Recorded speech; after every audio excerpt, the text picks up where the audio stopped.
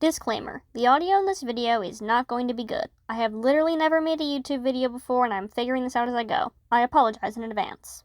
Please do not send hate or harassment to any of the actors, writers, artists, or other people mentioned in this video. If you do, I will find you and eat your toes.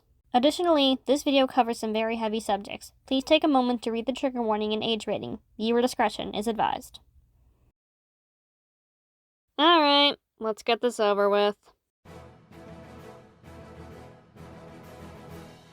Our Flag Means Death is one of those shows, the one that fandom and critics alike love. When its first season was released on HBO Max in March of 2022, it was an instant hit. I mean, it had gay pirates, which is basically all you need for a successful TV show. But Our Flag also had a lot more than that. It was praised for its brilliantly executed humor, meaningful representation of minority characters, adorable romances, and a surprising amount of social commentary and awareness. It tackled serious subjects in a lighthearted manner while also giving them the care and attention they deserved.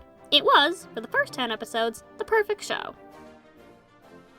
And then Season 2 dropped. Now, I've been disappointed by TV before. I waited months for Season 4 of 911 Lone Star, only for it to turn out to be not great. Fun fact, this script was originally supposed to be on that show, but I couldn't really find anything to say beyond, who are you, why are you here, why is this happening, and how the hell did you think this was appropriate? Maybe when Season 5 comes out in the fall I'll have something else to talk about, but for now I'll just leave it alone. But while I was disappointed by Lone Star's most recent season, I was far more disappointed by Our Flag.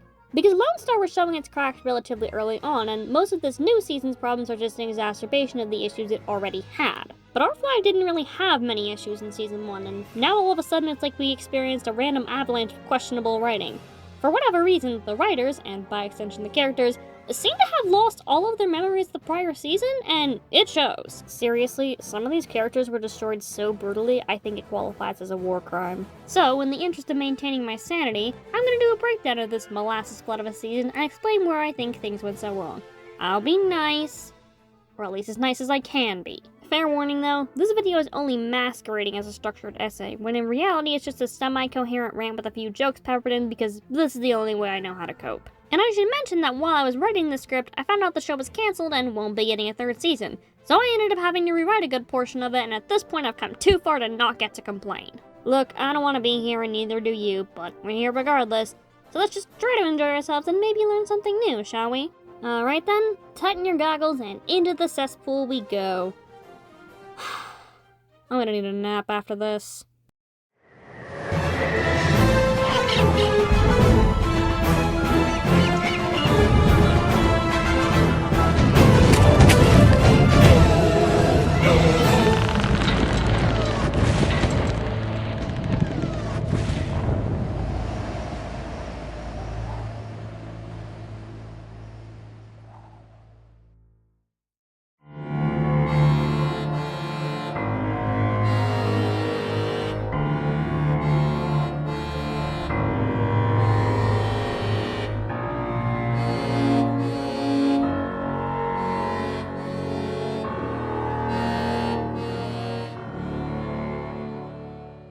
Normally I'd put this section last because I like to start off with an appetizer and get into the meat of the video later on. But today I'm starting out with the longest section first because it's the one I think deserves the most attention and has the greatest impact on everything else in the story. And while I will dive deeper into certain aspects of this in later sections, I want to start by unpacking a lot of the foundational stuff that builds into that. To put it quite bluntly, Izzy Hands is awful. Like, just straight up awful. Back in Season 1, Izzy was this grimy little toad man who nobody liked and barely tolerated. His role in the story was primarily as Blackbeard's subordinate and abuser. That point alone is a bit contentious, but it's absolutely true. Blackbeard was about the only person who treated him with any semblance of respect, and even that was short-lived after the stunt Izzy pulled in Episode 6 where he almost got Stede killed in a duel and got kicked off the ship. He insulted various other members of the crew, sold them out to the English Navy, which almost got Stede killed again, and then threatened Ed as he was recovering from his heartbreak, which is what caused Ed's downward spiral in Season 2. Izzy is, to put it quite simply, the worst. And he was treated with annoyance and scorn by everyone in the show, as well as the show itself. So how did that play into Season 2, you might ask? Did Ed get to tell him to go shiv himself in the stomach? Did Lucius get to make fun of him again? Did Stede get to fulfill his Episode 1 revenge fantasy? Well, we got... There is nothing, nada, zip! Yeah, no, none of that happened. Instead, we got the crew saving Izzy's life, treating him as one of the group, giving him a new leg, letting him sing for them, and holding a funeral for him when he was killed in the finale. Wait a minute, am I missing something here? This all seems very sudden, especially since y'all were this close to mutinying him back in season 1. And maybe Izzy has become a better person now and he's actually contributing to the crew in some way. Oh wait, he isn't. That's weird. I guess if he apologized for being a terrible person. Oh, he did, that's nice. Wait, it was only to one person.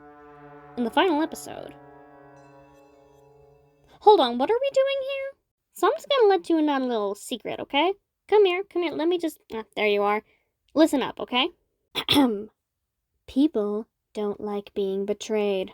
I feel confident in saying that if those of you in the audience knew someone who sold you out to the cops out of pettiness and spite and almost got someone you cared about executed, you'd probably not want to be around that person. This is one of the first and most critical failings of damn near every bad redemption arc. The villain pulls something really nasty, and then when they come back with a fake smile and simpering weak apology, the gang is just like, okay, all is forgiven now. You, who has a history of betraying us, are definitely not going to do it now that you've seen the light and have been saved by the goodness of our hearts. Let's not lie to ourselves. Real people don't act like this. Most people would, at the very least, demand you prove yourself first before they accept that you've changed, and plenty of them would tell you to just go pound sand. It ain't rocket science. When you stab people in the back, you can't be surprised when they're only willing to show you their face.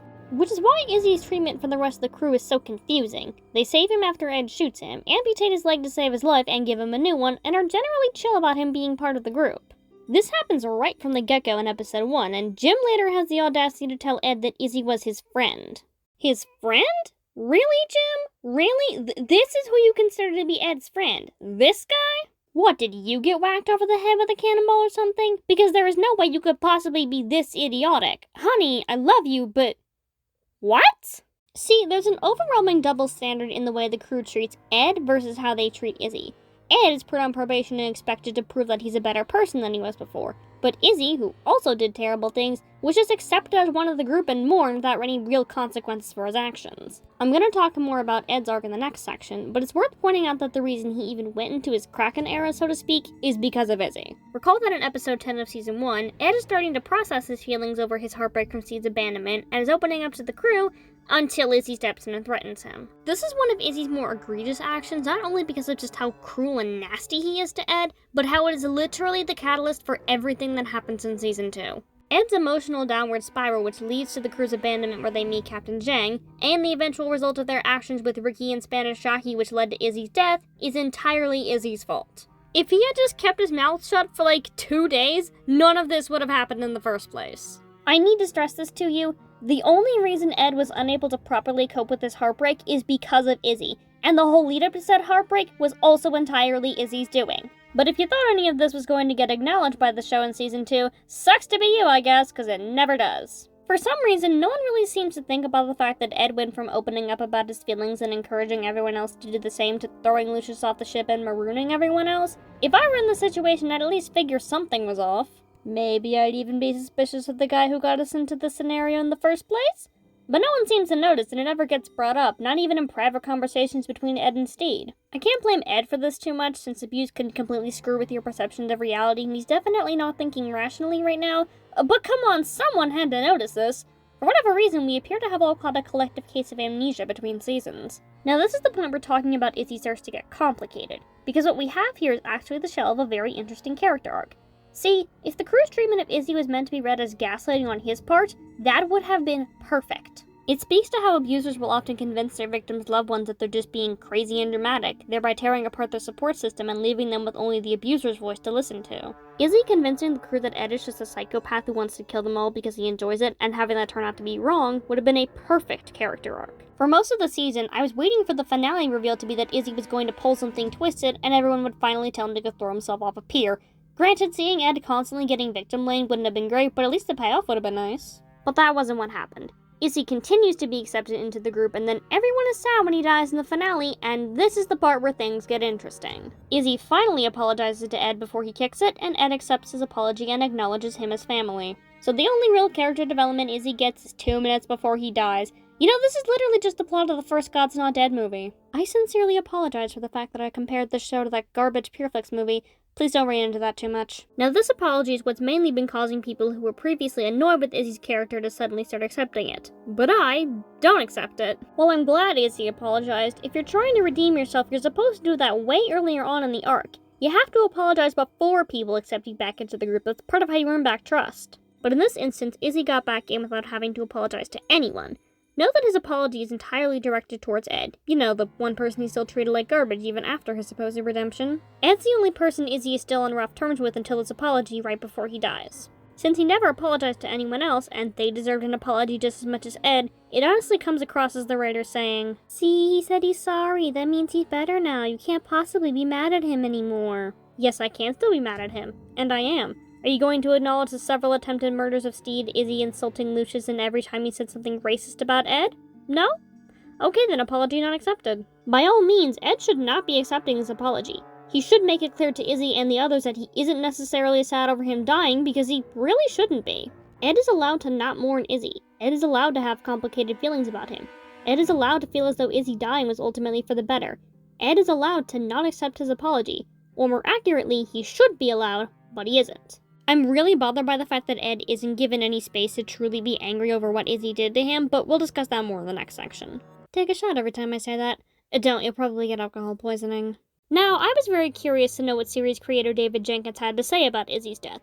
So I looked it up, and in this article from Entertainment Weekly, he says it felt like the natural conclusion of Izzy's character arc. Because in his words, Izzy is a mentor and a father figure to Blackbeard, and Blackbeard doesn't really need that anymore. Also, Izzy was apparently his favorite character, and his actor, Con O'Neill, took the news of him having to die rather well.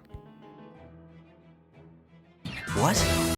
Okay, 3 thoughts. Number 1, Izzy is your favorite character? Really? This guy?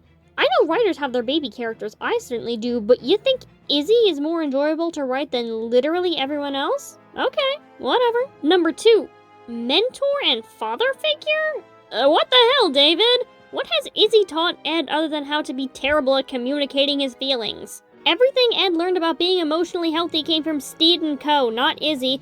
Okay, you know what? I could go on for hours about how silly I find this, but I have a bigger point to make, so I'm just gonna move on. So now on to number 3, the most important issue here. What character arc? One of the primary problems with Izzy is that he just decides he's a good guy now, and we're all supposed to accept that he is without any real proof of that. I will say that outside of his continued terrible treatment of Ed, which is a problem, but let's just put that aside for now, he is technically a better person when compared to Season 1. I mean, at least he didn't backstab anyone this season, which I know isn't a high bar to clear, but it's Izzy we're talking about. He gets a gold star if he manages to not insult anyone for 5 minutes. But we don't see that transformation. Much in the same way that the crew is just fine with him now for whatever reason, Izzy just goes, okay, I am no longer evil. And what does he do after that? He hangs out, is pathetic, gets a new leg, tries to teach Stede about pirating but doesn't actually teach him anything new, sings at Calypso's birthday party, gets drunk, disses Ricky, and dies. That's nothing. In the Pirate 101 world, we can do that in an hour and still have time for a bottle of yum. For a character with so much screen time, Izzy barely gets to do anything significant when he's actually on screen. And that means we don't get to see an important step in a redemption arc. Motivation. See, we never see how Izzy comes to the conclusion that he wants to change. People make the argument that it's because he saw how the crew was better off living in the environment that Stede fostered as opposed to the Blackbeard era of pirating, but did he though? Let's actually stop and think about it for a minute. The question of whether or not Izzy is a better person now hinges on one fundamental question. Does he know his actions are hurting people? And the answer to that question makes a very important difference in how you approach a potential redemption arc. Let's work under the assumption that Izzy doesn't know he's hurting people. In that case, you can make the argument that his decision to change came when he saw how his efforts to try and push Ed back into the Blackbeard persona made things significantly worse not just for him, but for everyone else. This is the framework under which the writers were trying to approach Season 2, hence everyone talking about the toxic atmosphere of the ship and Izzy's whole apology in the finale, which would be fine if the entire first season wasn't a complete contradiction of this. The idea that Izzy doesn't know he's hurting people is laughable. Like, it's not even close to being a possibility. You can't try to kill a guy 3 times, threaten multiple other people, and leave them to die on an island and not know that it would hurt them. Like, you just can't. Objectively speaking, Izzy has to know that what he's doing is wrong. Now I know what you're going to say. Nikki, isn't the point of a redemption arc that Izzy wants to make a change, so wouldn't it make sense that he knows this? Yeah, but that just goes right back to our earlier question. Why the decision to change? If it's not the sudden realization that he is in fact hurting people, it has to be something else. And indeed, it is something else. You'll note that Izzy's supposed redemption arc started during Season 2, post Ed's Kraken breakdown, and he's the one who suffers the most from it. Shoving Lucius off the ship and marooning most of the others? Not great, but not particularly cruel in the context of the pirate world. Like Ed had a guy be seen with a snail fork, this is relatively tame by comparison. Even Ed's Kraken raids aren't all that extreme, to be honest. He does a lot of them back to back, which wears the crew out, but they're not particularly brutal in and of themselves. Do genuinely bad guys really give their crew wedding cake? I don't think so. Again, I'm going to get more into this in the next section, but just keep that in mind. Izzy, on the other hand, got the brunt of Ed's cruelty, mostly through the amputation and forced consumption of his toes. So while things technically got worse for everyone, they only majorly got worse for Izzy. And that's exactly it. Things got way worse for Izzy. So while you could make the argument that he saw how bad things were in the Kraken era, the far more likely explanation is that things were just going badly for him in particular, and he got the message that screwing with Blackbeard's head was, shock of all shocks, not a good idea. Interestingly enough, Izzy tells Ed that his feelings for Stede were what caused this problem. The atmosphere on this ship is fucked. Everyone knows why. I don't. Enlighten me. Your feelings for Stede fucking body. Dude, you know that's not the problem here. Ed's heartbreak over Stede only caused him to be mopey and depressed, not ruthless and cruel. He only went that way because you threatened him, you complete waste of oxygen. See, there's the thing. Izzy is only thinking about how Ed's actions affect him, not anyone else. His feelings for Ed are entirely selfish. He only cares about Ed's harmful behavior when it affects him. That's why during this moment he highlights Ed's feelings for Stede as the cause of all their problems, as if he's saying, you should have just been with me and none of this would have happened. Shock of all shocks, an abuser says exactly the kind of thing an abuser would say. Indeed, Izzy's abuse of Ed is pretty much his only defining character trait. His obsession with Ed is everything to him. Everything he does is motivated by trying to get Ed to be with him. It has become the only thing he cares about, and he will put other people into harm's way if it means Ed will notice him. He's allowed his feelings to consume him entirely. Now, a pathological obsession born from unrequited love is not something that would inherently make someone an irredeemable villain. A story arc about Izzy actually getting over that obsession and moving on with his life would be absolutely beautiful. But he doesn't get that. A good example of that is in episode 7, where Izzy encounters Ed and Stede post-sex and acts like he's not at all jealous, but it's glaringly obvious he is. Ed literally even points it out. It is my duty to inform the captain that the ship has docked on the Republic of Pirates. Thank you. You could inform me on deck. Aye, aye. Also, it's good to see that it's not just the ship that has been well and truly docked. Congratulations. He's jealous. David, you can't include a scene where your character is shown to still be harboring feelings for someone and then act like they just get over it within the next day, because I can tell you, it doesn't work like that. This isn't the type of problem you can solve that fast. It takes time and actually getting some space from that person. That's another problem. Izzy is always around Ed, and he doesn't get any time to separate from him and actually process his feelings or maybe get a few life lessons. That would have done him a lot of good. Obsessive attachment can be dealt with, but in order to do that, you have to get away from the source of your problems. Being around someone you have obsessive feelings towards is the worst way to get over that mentality. That's like trying to put out a fire by dousing it in gasoline. It's only going to make the problem worse. When put into this context, all of Izzy's actions in Season 2 look like a pathetically desperate attempt to win Ed over again. And when it doesn't work for most of the season because Ed knows better and actually has people who love and care about him, Izzy apologizes as he's dying in a final attempt to make Ed care about him again. And for some unbelievable reason, that actually works. This isn't a redemption arc done well. This is Ed going back to his abuser, if only for a moment, still maintaining positive feelings towards him and being encouraged to do so by the story. Not only is that really not okay to tell people to do, especially those who might be being abused when they watch this, it's just flat out terrible writing. The truth is that most writers don't really understand how complicated redemption actually is. Motivation is one aspect of it, but there's a lot of other things to consider as well. How do they actually plan to redeem themselves? What caused that fundamental shift in behavior? How do other characters react to their efforts? How do they react to them? Redemption requires a deep dive into a character's psyche and relies on a solid understanding of their character both before and after. And sadly, too many modern redemption arcs have avoided all of those important aspects in favor of weak apologies and a sudden acceptance regardless of behavior. This is the core failing of Izzy's arc in Season 2, because it does nothing to actually delve into his character beyond what we already know. Izzy's speech to Ricky in the final episode has him discuss how he's come to view piracy for what it truly is, a chance to connect with people and become a family. But we never see how he comes to this conclusion. Or, more accurately, we saw how he came to a different conclusion and then just stuck the first one in there and called it a day. Between the two seasons, he suddenly accepted with open arms and never really held accountable for what he's done. And because Izzy is never truly held accountable for his actions, we're missing that crucial step in the redemption process, which means that everything ends up falling flat. Now, Izzy's arc and subsequent death have been the subject of a lot of fandom debate. On the one hand, you have people who are absolutely pissed at him dying and are basically just making up reasons to pretend like the show has suddenly become a homophobic, ableist trash can because of it. On the other hand, you have people who are talking about how perfect his redemption arc was and how him dying was not only the correct conclusion to this, but the best scene in the whole show. I don't think either of those approaches is correct, because a lot of arguments on both sides involve people either misinterpreting or flat out lying about what happens in the actual show, and also because it strips the nuance out of everything. Because Izzy's arc is definitely bad, but it's not bad for a lot of the reasons people think it is. Let's start off with the latter group, because I have less to say about them. A lot of people, even those who didn't initially like Izzy, ended up being okay with how his arc was handled because of the aforementioned apology. While I strongly disagree with that assessment, I can see their points.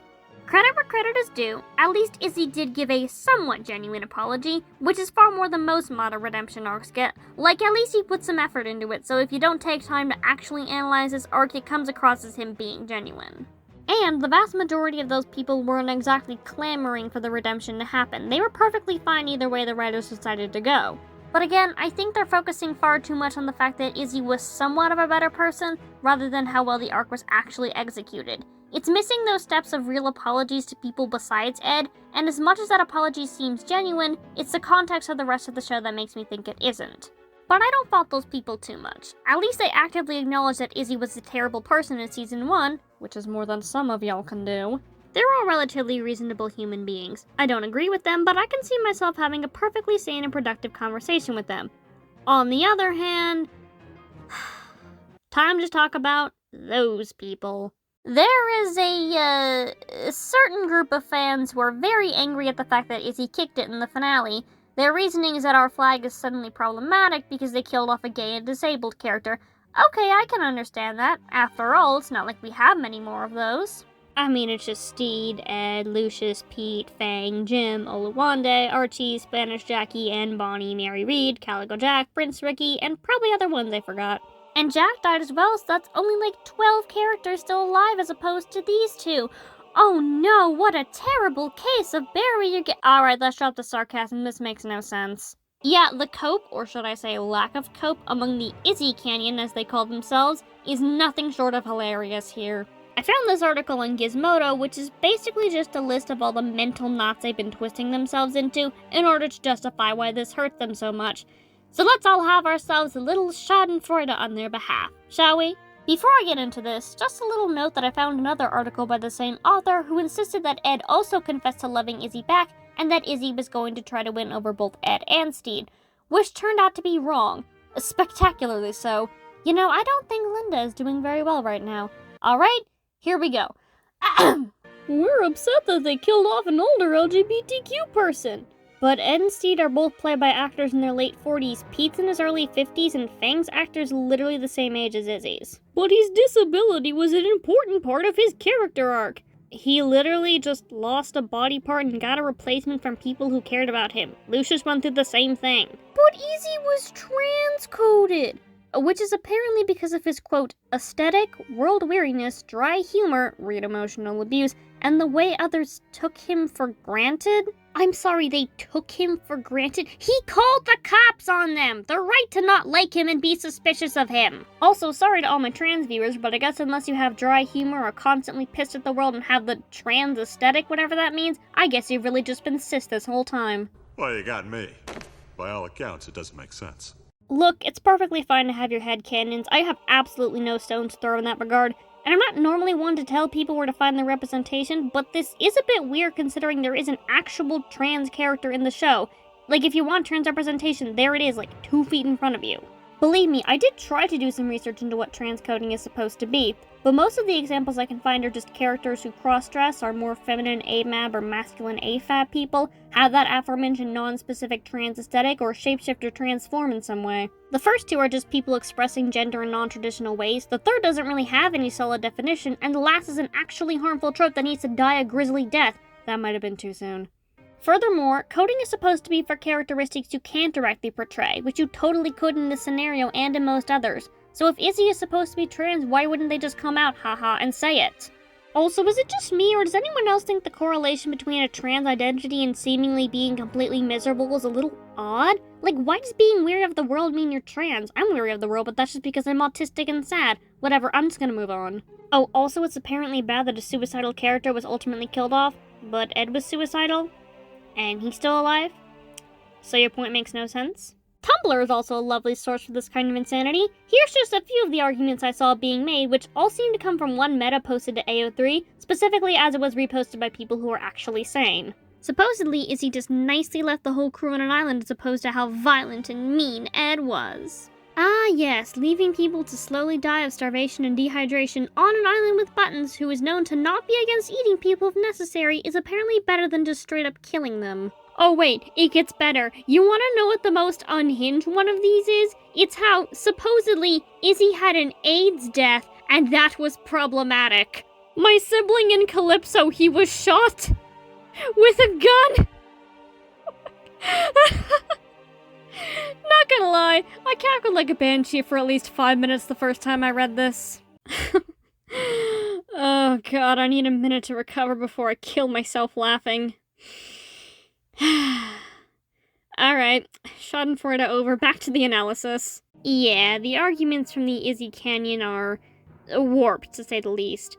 People are so desperate to find a reason why this writing decision was bad that they're literally just making things up now and ignoring what's actually happening on screen. If you only heard about the show from these people, you could be forgiven for thinking that Izzy is just a wounded puppy who's lashing out because the love of his life abandoned him and his internalized homophobia means he can't properly acknowledge his feelings. And the problem is, that's Ed and Stede. Izzy Stans literally just took character traits from those two, mostly Ed, glued them onto Izzy and called it a day. Back in Season 1, none of that was actually canon. Canonically, Izzy was a slimy little rodent who deserved nothing less than to be beaten up and shoved into a locker. But according to Stans, he was just a soft, sweet baby boy who didn't do anything wrong and all he ever needed was to be loved back. Now, it's not that Izzy didn't have the potential to develop as a character and become more like this in the future. That is the way they attempted to go with him, after all. The issue is that Izzy had just as much potential to go in the completely opposite direction and continue to be his same old filthy self. But the people who were so insistent on him getting a redemption arc didn't see that possibility, and were acting like Izzy was the type of character who was destined to be redeemed from the beginning, when it was just as likely for him to go the other way, if not more so. I think this potential is one of the reasons why Izzy had such a massive fanbase who was demanding this redemption in the first place. What's the other reason, you might ask? Well, it's, fandom racism. Oh yeah, we're having that discussion today. Okay, before we get into this section, let's clarify a few things. Number one, I am very much white and not at all purporting to be an expert on fandom and media racism. I didn't even understand half the problems with Izzy until people of color pointed them out to me. This is just going to be a quick rundown of the facts and what I've heard from other people. Please take some time to hear about fandom racism from the perspectives of people of color who've actually experienced it. Secondly, if you're going to be deliberately ignorant about what we're discussing here and are going to use nonsense lines like, why do you have to make everything about race? Or, oh, I don't think that's really it, then please exit the video right now and leave the rest of us in peace. And keep your nonsense out of the comment section. If you show your face, I will see you. Are we all clear? Great, let's continue. So if you've been around in fandom discourse for a while like I have, you're probably aware of the fact that fandom has a bad history of being racist, both to fictional characters and real-life people. But if these sorts of discussions are something you're new to, let me tell you, they absolutely do. Like the time Star Wars fans harassed John Boyega for sitting next to Daisy Ridley at the Oscars, and when John Boyega pointed out the fact that Rayla was really gross and the white actors who also did that didn't face nearly the same amount of backlash, and when Kelly Marie Tran just existed in the movies, and when Reva did literally nothing wrong. In case you didn't notice, Star Wars fans are kind of the worst. Fandom has a bad habit of seeing a non-white person or character doing things that are just as bad or usually not even as bad as a white person or character and giving them far more scathing criticism for it. One example I've seen over and over again is when 5 prosecutors and Ace Attorney go through the exact same character arc and yet only 2 of them are vitriolically hated by the fandom and they just so happen to be the ones who are South Asian and Latino respectively. Seriously, the things people say about Nayuta in particular are ignorant at best and flat out disgusting at worst. Or in the Owl House, when Hunter got effectively no character development and did some pretty messed up stuff, yet people were somehow willing to look past all of that and insist he needed to replace Luce as the protagonist of the show, while simultaneously vilifying Camila Noceda for making one bad decision that was genuinely made out of love for her daughter who really did need a reality check. Orange Chicago Med had a white woman be abusive and manipulative, and the fans excused her actions and vehemently victim-blamed the guy she abused, but God forbid a black woman makes one mistake out of desperation and she'll get treated like garbage over it, but another white woman who does even more terrible things get no real punishment for 7 seasons. And don't even get me started on Spider-Verse discourse. Good lord, that's an absolute minefield I definitely don't feel like dancing into today. Okay, Nikki, I see the pattern here, but Our Flag Means Death is a type of show that tells racists they're bad people, so naturally the fandom wouldn't have these problems, right? Right? Boy, do I wish.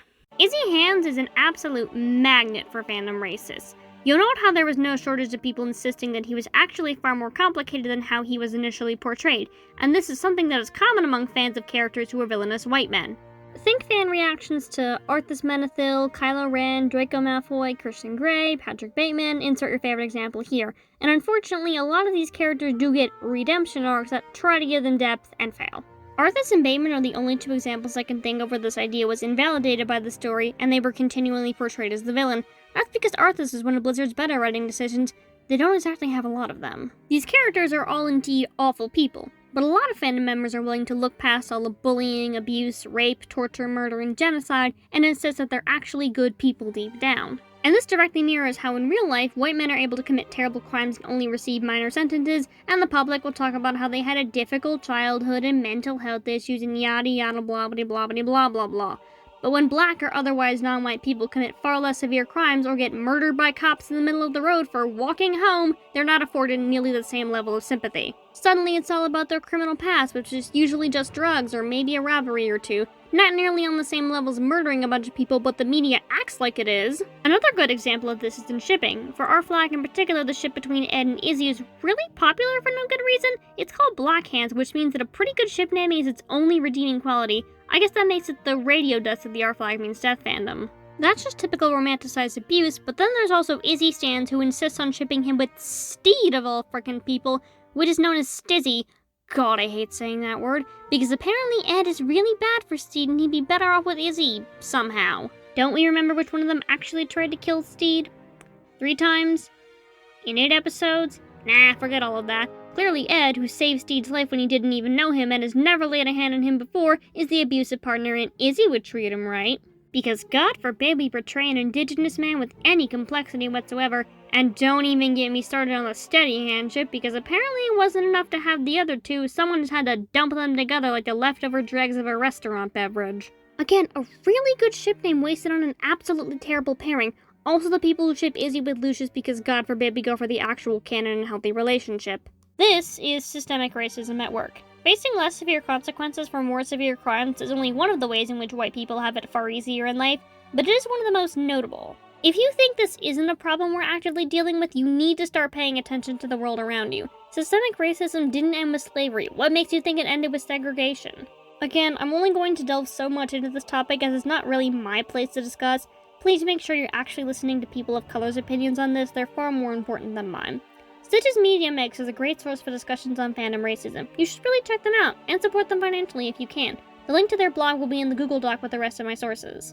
And also, make sure that you're listening to multiple people of color, because everyone will have different lived experiences. I'm just giving as general of a rundown as I can so you have enough context to understand the problems within this fandom in particular.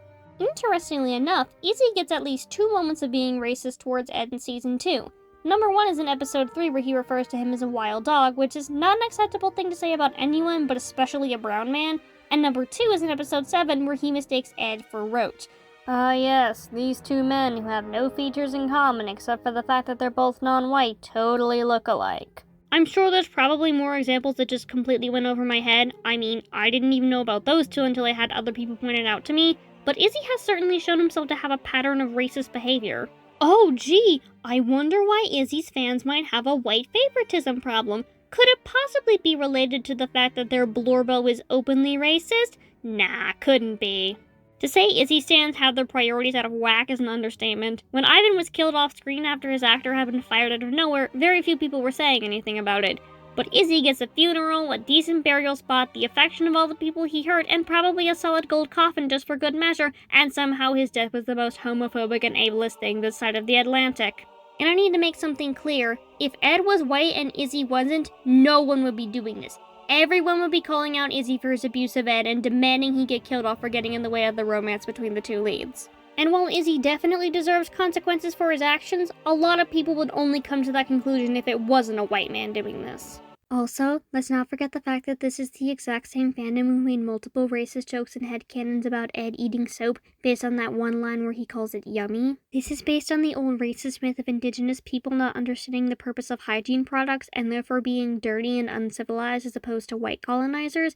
Not only is this horribly racist, it actually goes directly against canon as Ed is always shown to be very tidy and well groomed. And when people of color rightfully pointed out all of these things, the people making these jokes just continue to double down on it. Which is especially disgusting because Taika Waititi has literally experienced this kind of racism IRL, and so all I think of is him seeing this garbage and being reminded of what I imagine to be very traumatic events from his childhood, so I'm not saying this is all connected, but this is all absolutely connected. It's only because Izzy is white that he gets away with everything, and that is the only part of his character people actually care about. There's a reason why people take traits from other characters and project them onto Izzy. There's a reason why they focus on his status as an older disabled gay man and ignore other characters who also fit into these categories. Because they don't actually care about these qualities outside of how they apply to Izzy. Izzy is the only part that matters to them, and they will hack the rest of the show to pieces so long as they get their precious baby coming out on top. And the reason they're also angry with Season 2 is because very little of that is actually vindicated. Ed and Stede are still the main characters, and plenty of supporting characters get focus as well. Even though Izzy does get his hastily rushed redemption arc, his death means it doesn't matter to these people. They got exactly what they wanted for him, which was acceptance back into the group and people genuinely mourning his death, and they're still just so mad all the time. They don't care about how well the arc was actually executed as long as they get excuses for liking their blorbo. I won't stay on this point for too long because ultimately I'm not here to psychoanalyze these losers, but suffice it to say that it's pretty obvious they're not trying to convince anyone but themselves. That's why their arguments are so nonsensical. Whenever an Izzy stan starts going off about why the show is suddenly problematic now for the 50th time this week, most people either laugh at them or respond with something along the lines of, "Oh great, these nutcases again." If you weren't already on board with the idea of an Izzy redemption, all of this sure as hell wasn't going to change your mind. I have to admit, the level of self-protective delusion on display here is nothing short of fascinating. It can be absolutely hilarious to see just how ridiculous they get at times. Unfortunately, that humor is mitigated somewhat by the fact that these people do indeed suck, and their delusional nonsense makes it difficult for us sane folks to be in the fandom without losing all of our brain cells, and they have gone so far as to harass people online for daring to criticize their repulsive behavior. I'm not surprised at that, considering that these people are certainly wacko enough to pull this kind of thing. That's not to say that every Izzy stan has reached this level of deranged lunacy, nor are they doomed to do so, but I think you can forgive me for not being particularly optimistic. Time and time again, we've seen this happen in media and the fandom surrounding it, when boring or villainous white men are pushed to the front line of importance while women and people of color continue to be ignored at best and vilified for just existing at worst. People carry their real-life bigotry into the media they write and consume, and all it does is make fandom spaces less safe for minorities. The sad thing is that for a while, Our Flag was one of the few shows that didn't do this. The heroes were people of color, LGBTQ and disabled people, and the villains were privileged white douchebags who all got their just desserts. But then Izzy just had to get this terrible redemption arc and bite the dust, and the people spouting this nonsense were only further fueled to prove just how little they actually cared about the rest of the show to begin with. Because they don't care about the rest of the show. They're only here for Izzy, and they will ignore or deliberately lie about other characters as long as they have their precious darling boy who can do no wrong. And now that he's dead, they don't want the show anymore. So many people in the Izzy canon were claiming that they weren't going to watch a hypothetical season 3 now that he's gone, and without a new season, they're just leaving the fandom altogether. And if that's your attitude, fine. Go. Go away. I don't want you here. Move on, find another blorbo to obsess over, and leave Our Flag for those of us who actually care about it.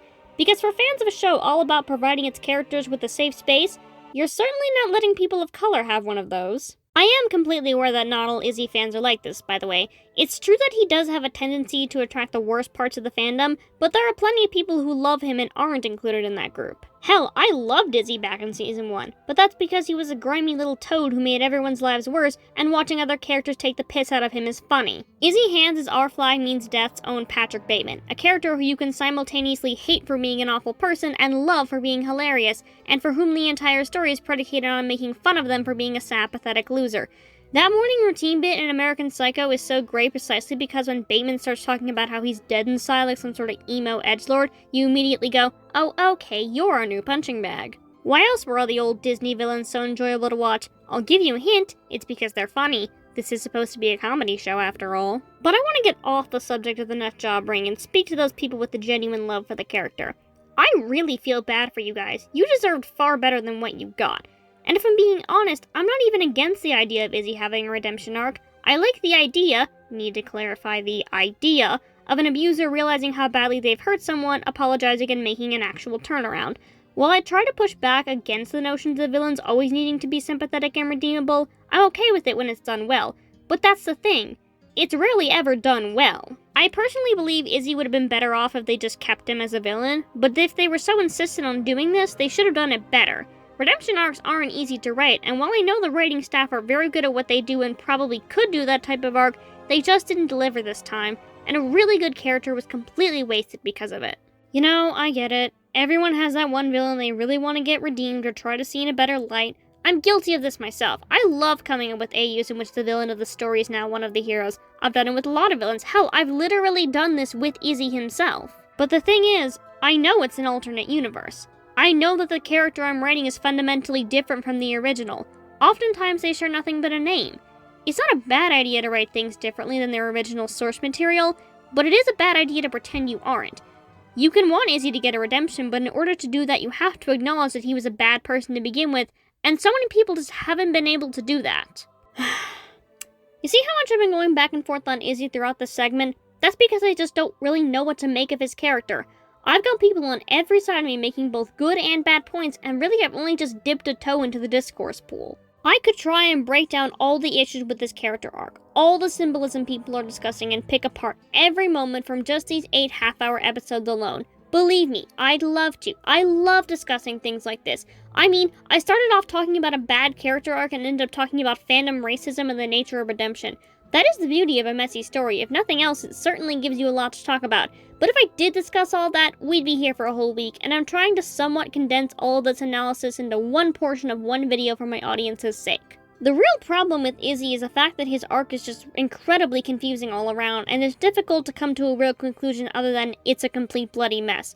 I certainly don't think he properly redeemed himself, and although I think his death was ultimately the correct decision, it was a very long and twisted road that got us to that decision. I honestly have no idea what David Jenkins really wanted to do with Izzy. He went from evil callousness to traumatized wooby so fast that it practically gave me whiplash, and the constant bouncing back and forth between his supposed redemption, his consistent cruel treatment of Ed, just leaves you with a character arc that's difficult to analyze, to say the very least.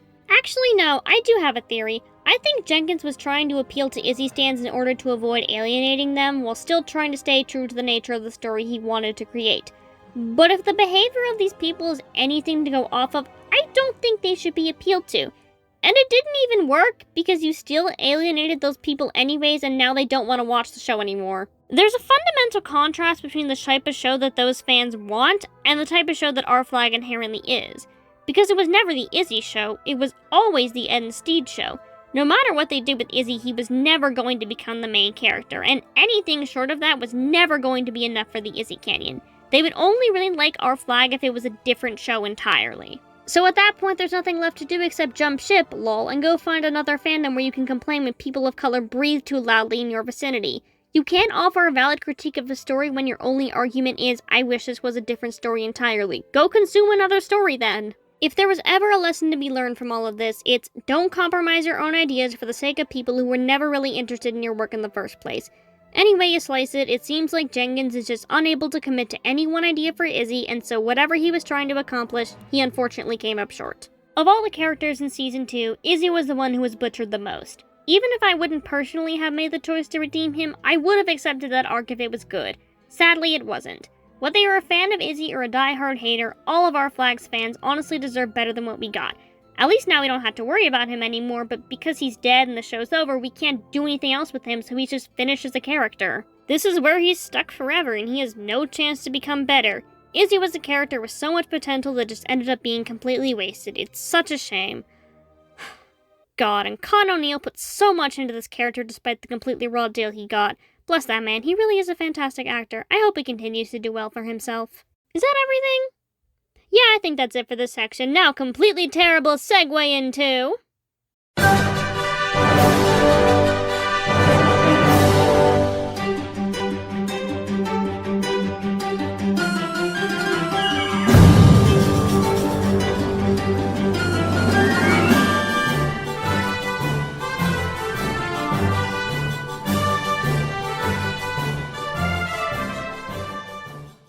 discussed Izzy, we need to discuss the domino effect that his terrible redemption has had on the rest of the season. And who better to start off with than the two most important relationships he had, Edward Teach and Stede Bonnet.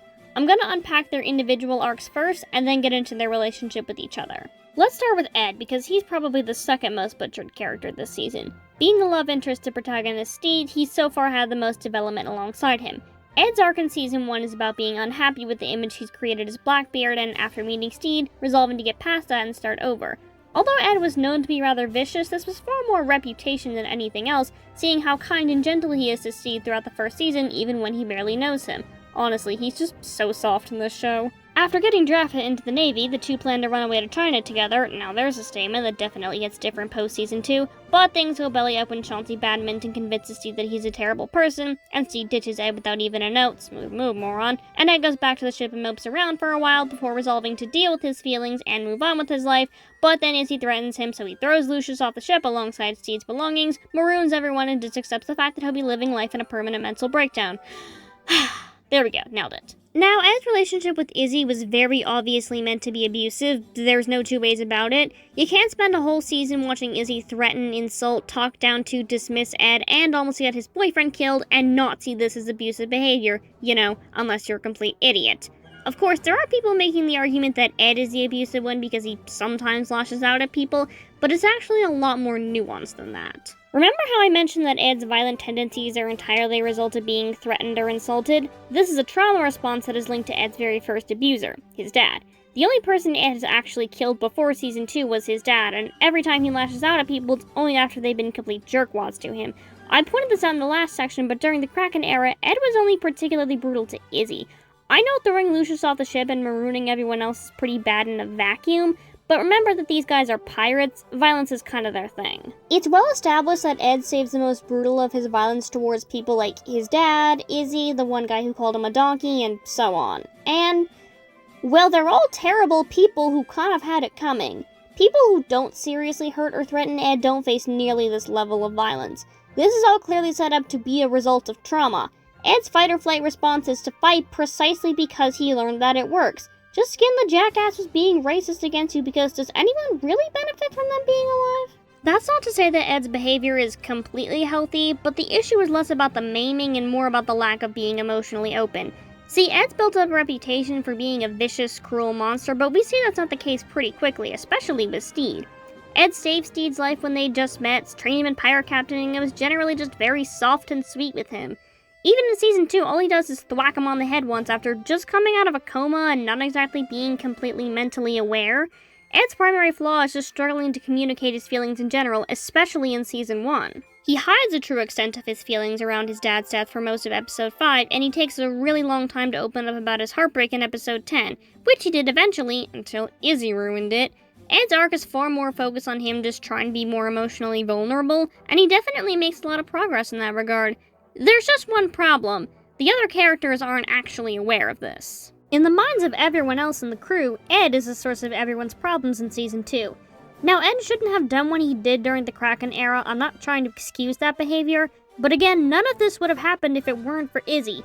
He was the one who threatened Ed after he had already started to open up and make some progress in dealing with his heartbreak. But because no one else is aware of this, they're all working under the assumption that Ed just snapped out of nowhere, which is why he has to slowly rebuild those relationships while Izzy just gets away with it. Seriously, did no one stop to consider that Izzy might have had a hand in this? You know he's the reason the British came after you because he betrayed you. For God's sake, you clapped when Ed punched him in the face. Why does nobody notice this? I get that being under these circumstances mean you might not be thinking 100% clearly, but you're telling me it never crossed your mind once to be suspicious of Izzy? I don't know how I'm supposed to take this show seriously when you all are being this stupid. This, in particular, is what makes Ed's decision to accept Izzy's apology in the finale so boneheadedly wrong and so catastrophically ridiculous. Recall that Izzy has been continually mistreating Ed throughout the season and only shows him any real sympathy when he's about to die. As I said earlier, when put into that context, this apology reads less like Izzy genuinely feeling sorry for his actions, and more like him just desperately trying to get Ed to care for him again, which, when you remember all of what Izzy actually did to Ed, is most certainly the vibe I'm getting. I have love for you. You know what I wanna know? my fucking resignation, you absolute twat! You seem to know everything about everything in the whole fucking world. It's funny. Done something to my boss's brain. And this is a humane way of ending it. Namby-pamby in a silk gown, pining for his boyfriend. Watch this fucking step. Oh, you scared? Eddie? Oh my God. Too scared to do it yourself. It was a wild dog and we dealt with him like one. Or maybe you're just a morpy twat who has no fucking story. Oh, fuck off, you twat. Yeah. This is exactly what abusers do. They torment you, screw with your head, push you to the very brink, and then apologize and promise to be better. In the cycle of abuse, which, no, doesn't refer to abuse victims turning out to be abusers as well, and that doesn't happen as often as you think. I know you have internet access and can actually do research on this. This is referred to as the reconciliation period. But the harsh reality is that they will do it again. Abusers do not change on their own, and actually getting them to change requires a lot of therapy and self-reflection, which they are responsible for handling and not you. And we actually see this happen earlier, during Izzy's apology to Ed in Season 1, Episode 4. Effectively, these two moments are the reconciliation period of the abuse cycle. Granted, the second one does come across as somewhat more genuine, but not by much. Ed literally even says, "I should apologize," which is just a classic abuse victim talking here because none of this is actually his fault. Oh, and of course Izzy insults him as he's apologizing. Oh, fuck off, you twat. What? Is that supposed to be read as affectionate? Because it's not. Oh, sure, you're over him now. Clearly that jab in episode 7 meant absolutely nothing. I swear, they're just trying to see what they can get away with once the stands start fainting the minute Izzy shows his face. This almost feels like a parody of Bad Redemption arc, but they're actually being serious about it somehow. Actually, hold on, you know how I mentioned 911 Lone Star in the intro? This makes about as much logical sense as Carlos complaining about the Texas Rangers having a racism problem when he's literally a cop. I am actually losing my mind right now. Okay, I know I'm laughing, but that's because it's the only thing that's keeping me from sticking a bread knife through my ear. In actuality, I don't find this funny at all. It's incredibly disturbing to me that the show manages to portray an abusive relationship with so much accuracy, only to end up prioritizing the feelings of the abuser over that of the victims.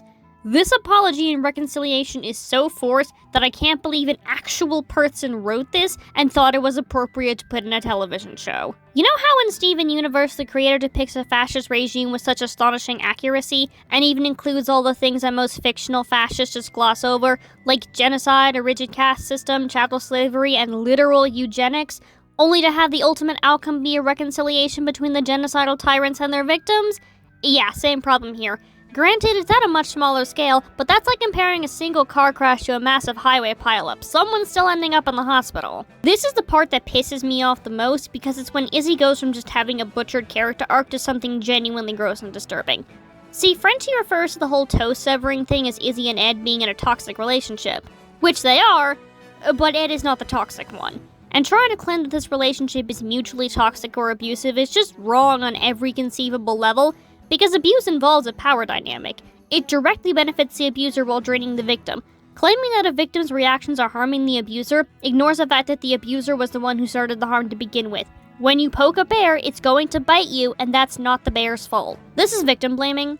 There's no other way to describe it. This is literally victim blaming, and one apology is not going to make up for that.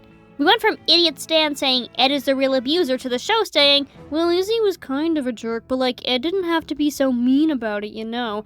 Because something, mutual abuse, yada yada, we've all been watching this show backwards apparently, and... Okay, look, real talk here.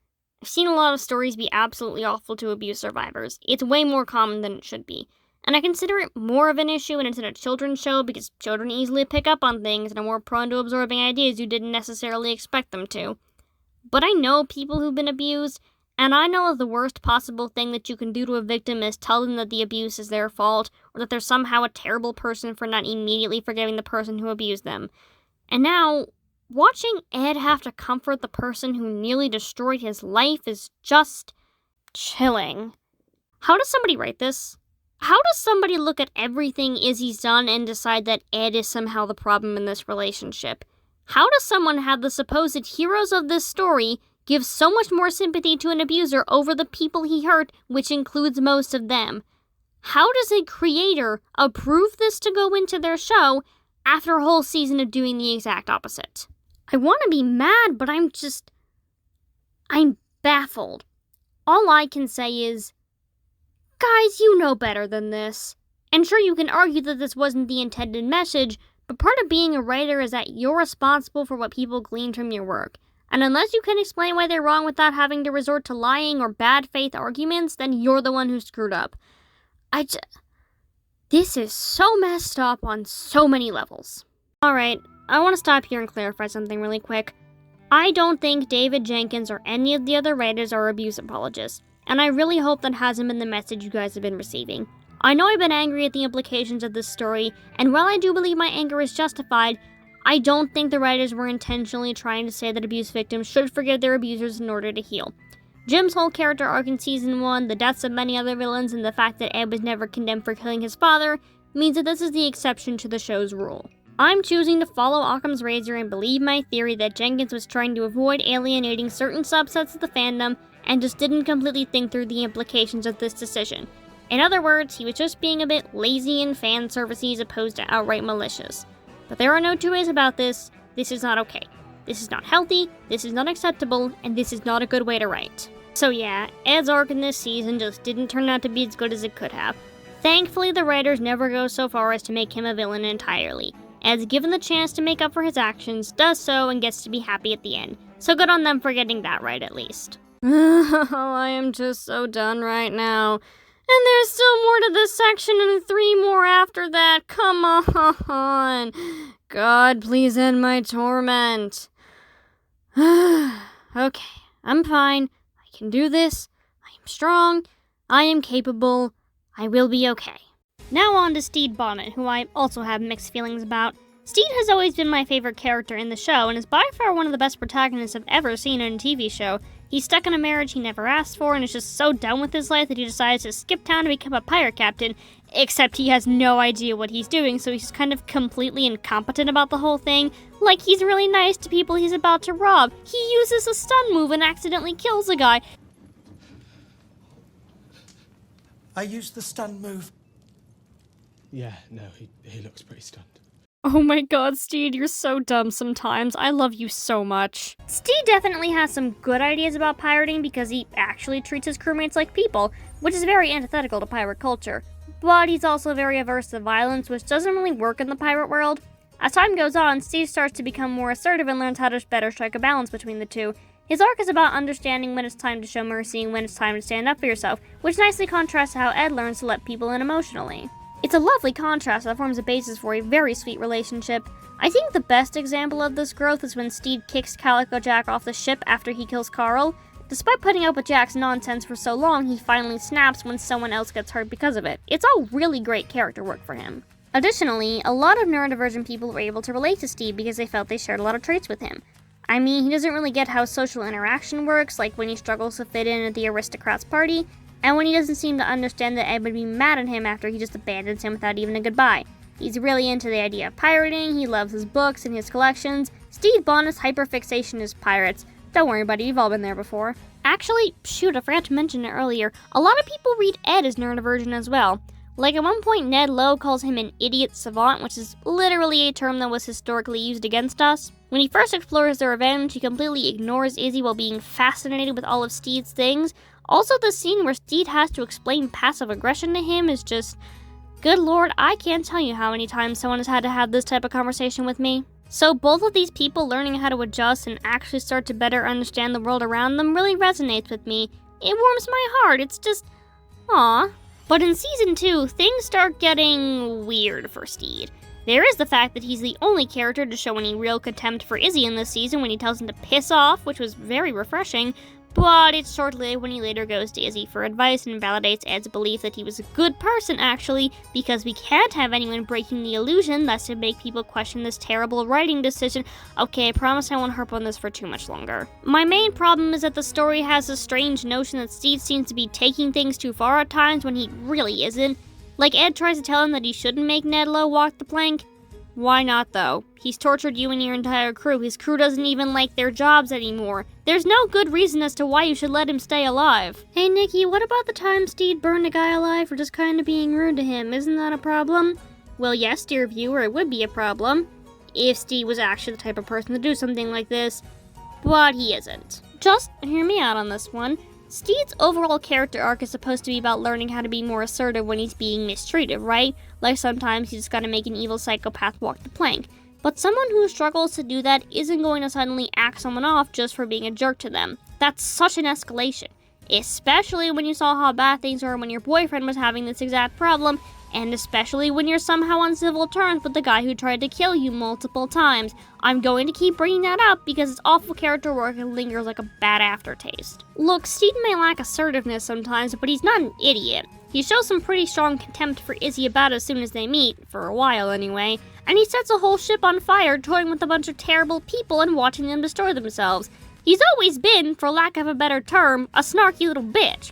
But entirely at people who deserve it and in a way that's still fun to watch, so you know, the good kind of snarky little bitch. Stede doesn't usually fall into people he doesn't like. His trauma response is more flight than anything else, so it's more likely that Stede would just tell this guy to piss off like he does to Izzy on multiple occasions. Realistically, he has no need to kill him. This is the part of the video where people complain that I'm demanding fiction be 100% realistic, when in actuality, all I want is for characters to act how real people would act when faced with external stimuli, which is not the same thing at all, and you need to bring that straw man back to his cornfield. And just because he would act some people off doesn't necessarily mean it'd be easier that he'd enjoy it. You know, writers, if you want to talk about someone going too far, why don't you use an actual example of someone going too far, such as, and I'm just spitballing here, the guy who tried to kill someone 3 times because he was jealous that his crush didn't like him back? I really don't think I'm asking for too much here. What the writers are doing here is over-exaggerating certain character traits to try and excuse their terrible writing decision to redeem the tiny rotten scumbag. There's a reason Ed is the one being worried about Stede going too far. There's a reason Izzy is the one who gets to tell Stede that fighting Zhang is a terrible idea. This is not a coincidence, this is all connected. They want you to think Stede is crossing a line because if killing a bad person is viewed as a problem, then not forgiving Izzy is also viewed as a problem. Again, they don't do this with anyone but Izzy, which is weird to say the least.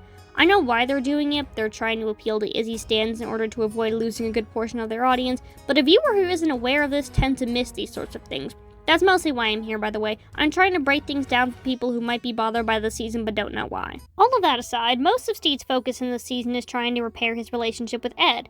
So how good is their relationship anyway? Well, believe it or not, this is probably the best part of the season. Black Bonnet, which is a superior ship name, and I'll fight you on that, doesn't really have any major issues in either season. Their romance started on a really good note back in season 1, which saw them growing close, learning from each other, and eventually culminating in them kissing and planning to run away to China together. Ed teaches Stede how to sword fight, and Stede teaches Ed about how much aristocrats suck.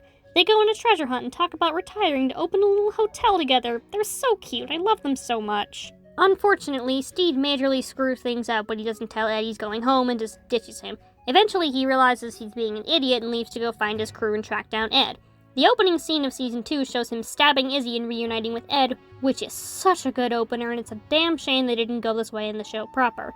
After their actual reunion in episode 3, Ed is understandably pissed with Stede and gets kicked off the ship, so Stede goes to follow him, leading to what is my personal least favorite episode of the season.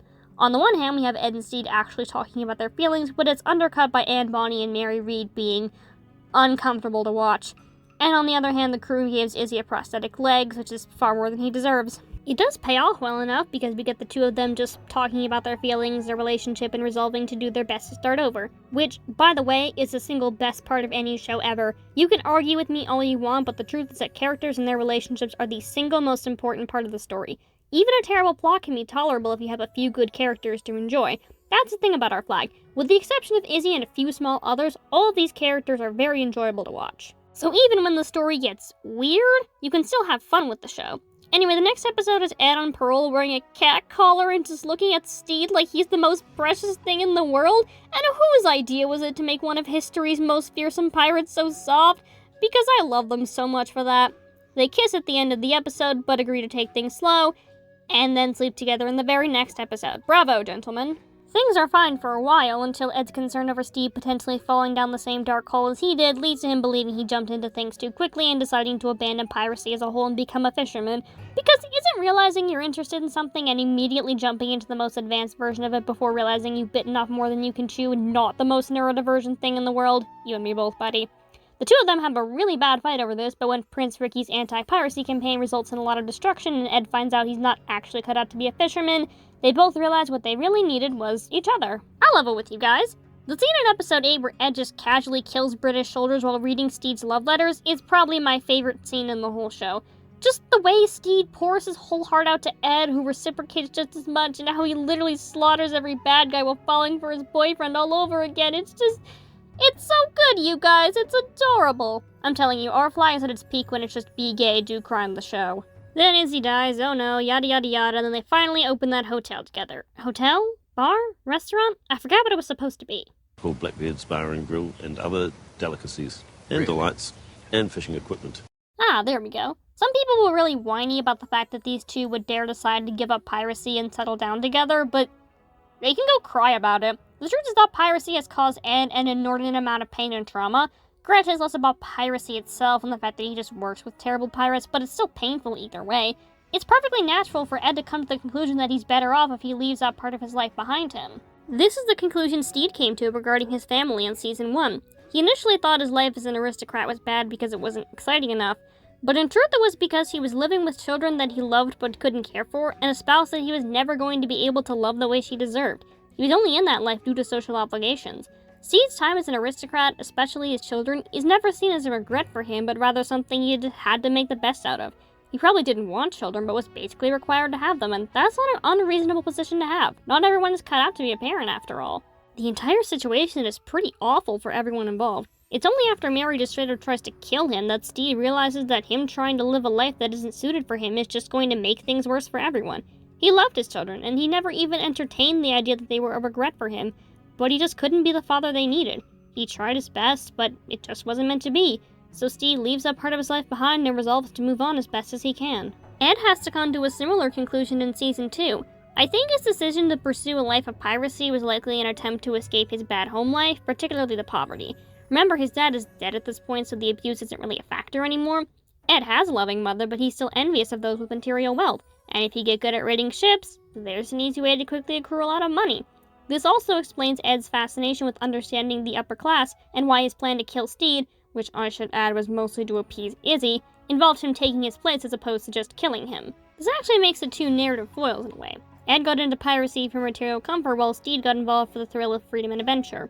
Both of them wanted what the other one had, but it took them a while to realize what they really needed was love.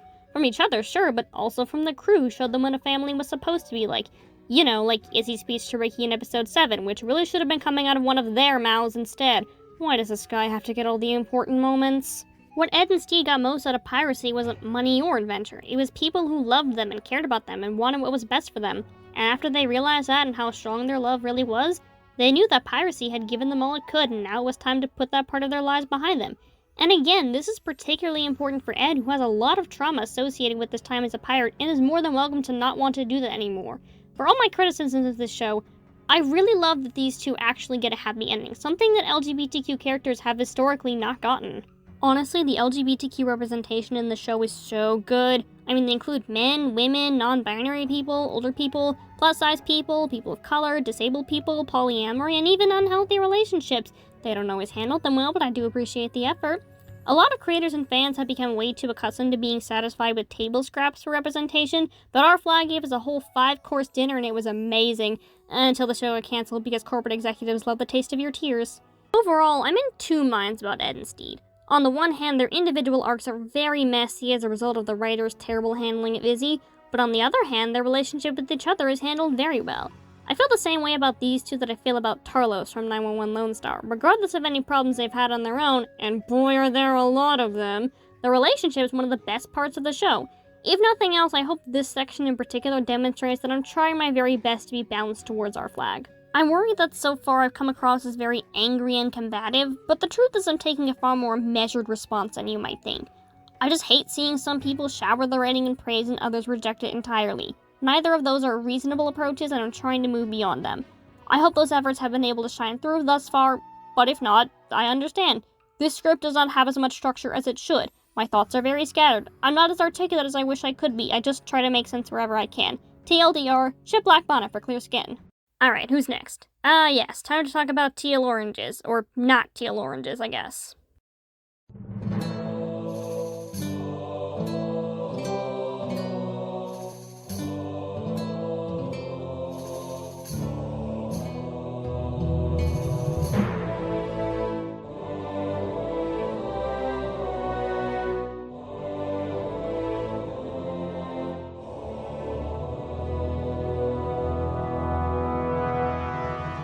One of my arguments against Izzy having a redemption arc is the fact that it was going to be very time-consuming. Izzy is the type of character who needs a lot of time and effort to become a decent human being, time and effort he did not receive. Part of the reason why his arc was so bad was because they tried to cram it into 8 episodes, and it ended up being rushed beyond belief. And honestly, I don't even think 10 episodes would be enough. A redemption arc for Izzy probably should have extended into Season 3 if they wanted it to work, and since we're not even getting that, it never really had a chance to begin with. Now, why am I bringing this up here? Because it hits the other part of why having such a time-consuming arc doesn't work. It'll inevitably cut into other characters' screen time and mean that they'll get less development. Jim Jimenez and Oluwande Budhari are the best examples of this. They're getting their own section as opposed to being stuck in with everyone else because I have a fair amount to say about the two of them and how I don't think their characters were handled very well. In Season 1, Jim and Olu were best friends turned lovers, which is the best romance trope, and I'll fight you on that, with Jim being the chaotic feral sword NB and Olu being the wise and kind-hearted golden retriever that kept them, Stede, and everyone else in the crew from accidentally murdering themselves. Their bond was incredibly sweet and just absolutely adorable to watch. They had this kind of Ray and Finn vibe going for them. It's really cute. Then their friendship turns to a romance when Jim returns in episode 10 and they hook up. But then things went sour very quickly when Olu was marooned and Jim was left behind on the revenge, leaving the two torn apart once again. The reunion was one of the most anticipated parts of the second season for me, and did not meet my expectations. The romance ended about as quickly as it started, with each of them finding new love interests, Archie for Jim and Jang for Olu.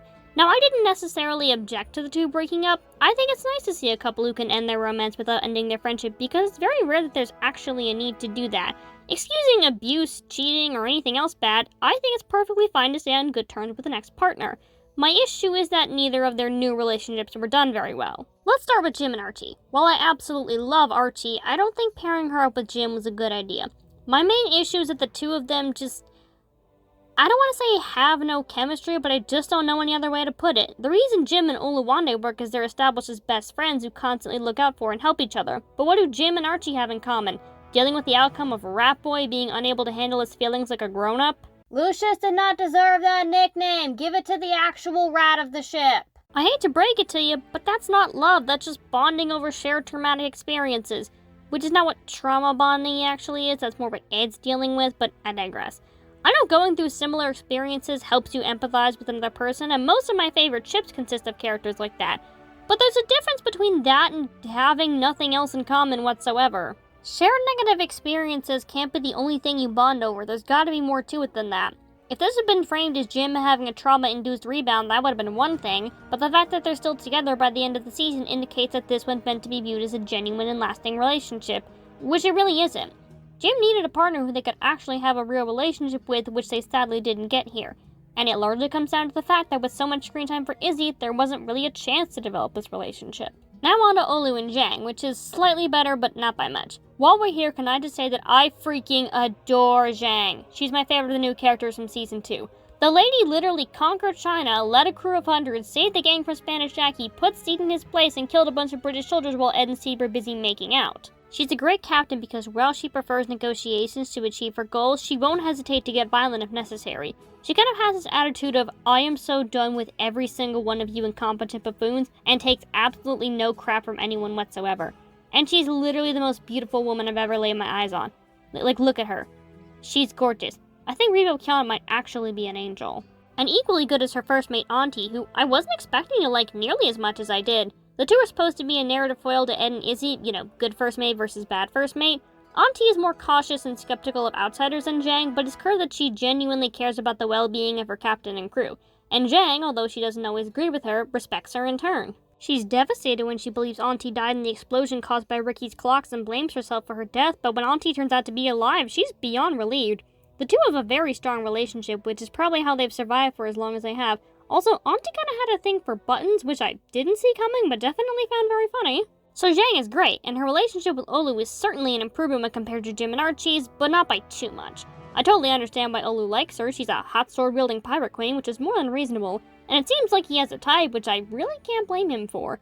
But the two barely interact before getting separated an episode later, and don't even reunite until 4 episodes after that.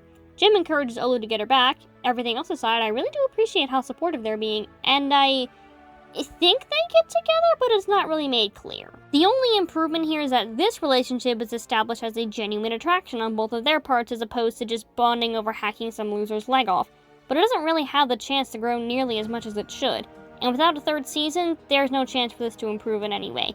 Yes, I know they're secondary characters and don't need that much focus, but they need some time to actually be a couple if that's what you want for them. We could have had at least 1 episode of couple stuff if we wanted. Overall, it's just not very satisfying. But this lack of focus didn't just cut into Jim and Olu's relationship, it also cut into Jim themselves. In Season 1, Jim had what was arguably the most character focus outside of Ed and Stede. Their arc was all about seeking revenge on the people who killed their family, then going on the run and seeking revenge again before finally returning to the crew. You can see how Jim feels as though their revenge against one member of the Siete Gallos is enough until they eventually decide to go back and take care of the rest, even though they only get to one before going back to the revenge.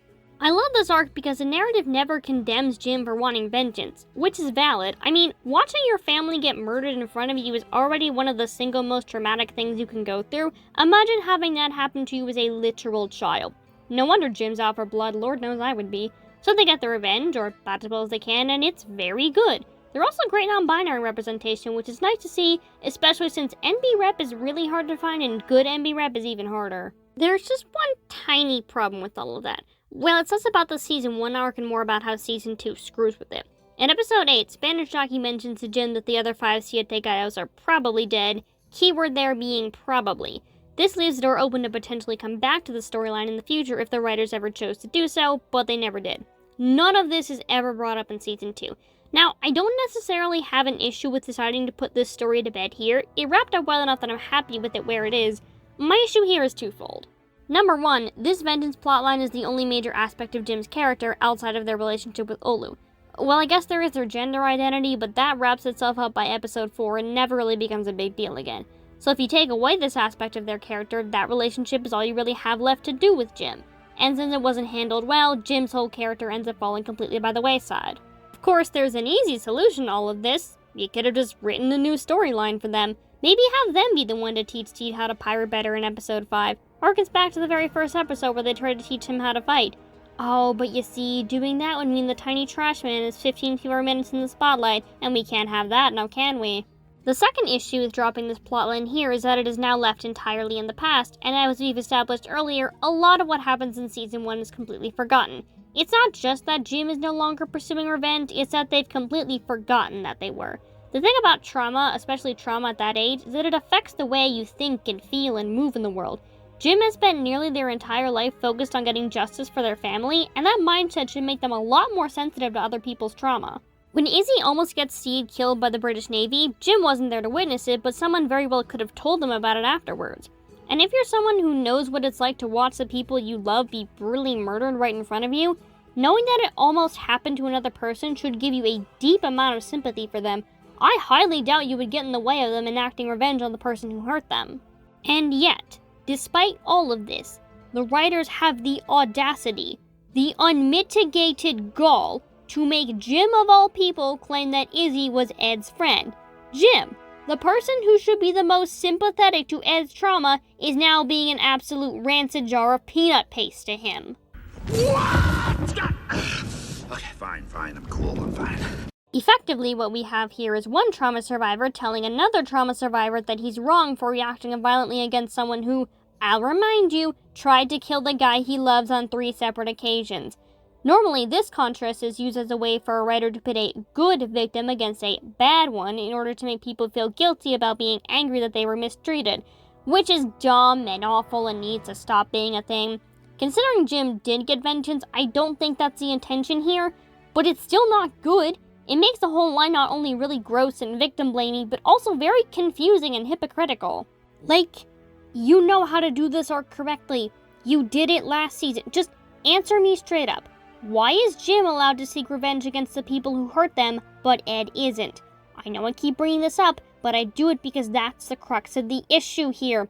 Please, someone give me a potential explanation. I'd love to hear it. I'm so worn out that I just don't want to think about this anymore. I hate that they did this, and I hate that they did it with Jim even more. I am not doing well. Anyway, a slice it, the writers really didn't do Jim and Olu justice. They were some of the most interesting characters outside of Ed and Stede, and they deserved way better than what they got. That's honestly this video in a nutshell. Everyone deserves so much better than what they got, and I'm just so pissed that this is what we're stuck with now. And we're still not done.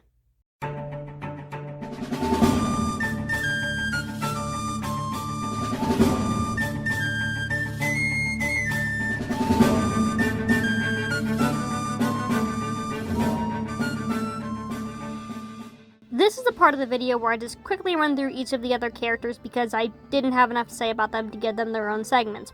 Let's just speed run this so we can be finished and move on to the conclusion. And if you don't hear me talking about a certain character here, it's just because I don't have anything to say about them that I wouldn't in Season 1.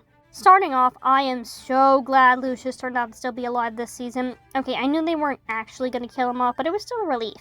Turns out the whole living in the walls theory was wrong, but it doesn't really matter that much. Alive is alive, regardless of how we got there. After that reveal, though, Lucius didn't really get as good of writing as he did last season. The scene where he starts ranting to Stede about all the things he went through while they were apart was really uncomfortable to watch, and worse off, it felt like he was meant to be played for laughs. I'm guessing the joke was supposed to be that Stede, who is all for talking it through as a crew, isn't able to handle Lucius doing that now, but the way it was structured made it come across as the writers were making fun of Lucius for being traumatized. Also, Stede is not his therapist, and he's not wrong for not wanting to listen to Lucius trauma dump. And it's talk it through as a crew, which doesn't work when there's only one person to talk to. It's just not delivered well at all, and I really hated having to watch it. Thankfully, it's pretty short. Secondly, Lucius is pretty mad at Stede for everything that happened, even though this isn't his fault? I mean, yeah, Stede did walk out on Ed, but it's not his job to handle his emotional responses. I get that Lucius is dealing with a lot, and sometimes you lash out at people because of that, but I don't remember him ever apologizing to Stede for doing that, which he really should have.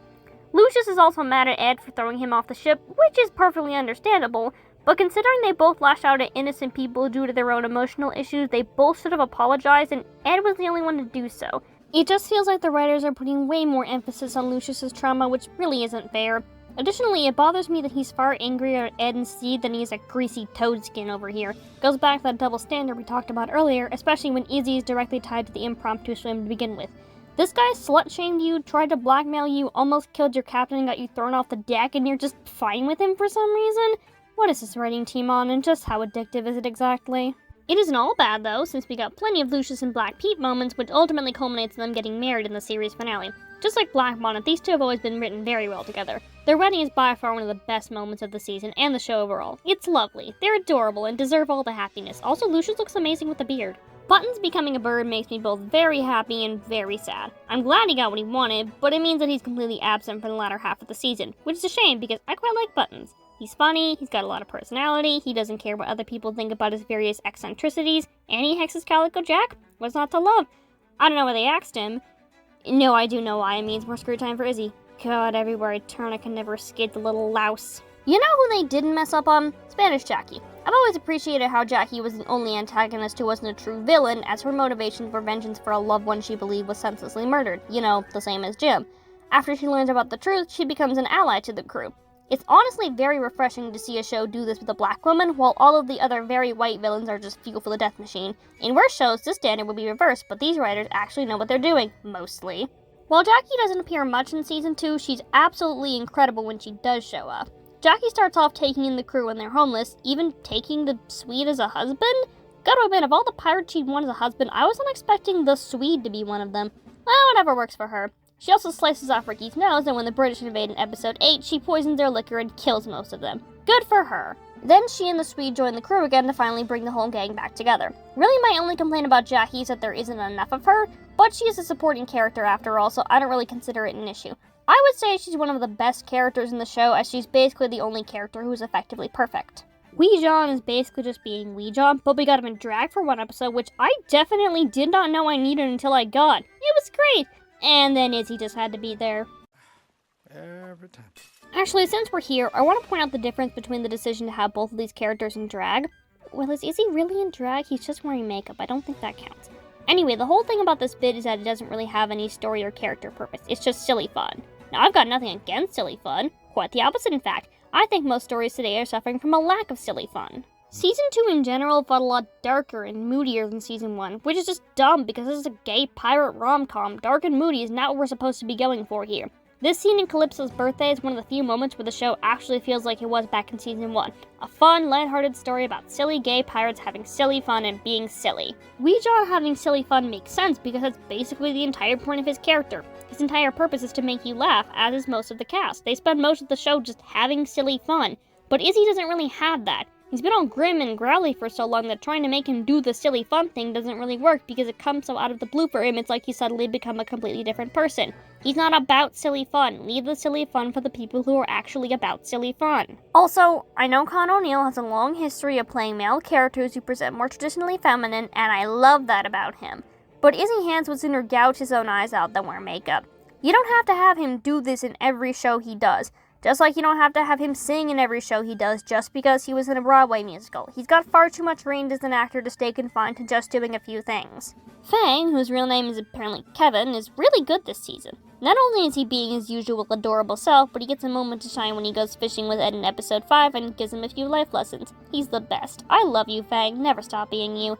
Actually, the rest of the crew is really good here too. They're all just being their fun little weirdo selves, at least whenever they get the chance to in between all the angst and Izzy nonsense.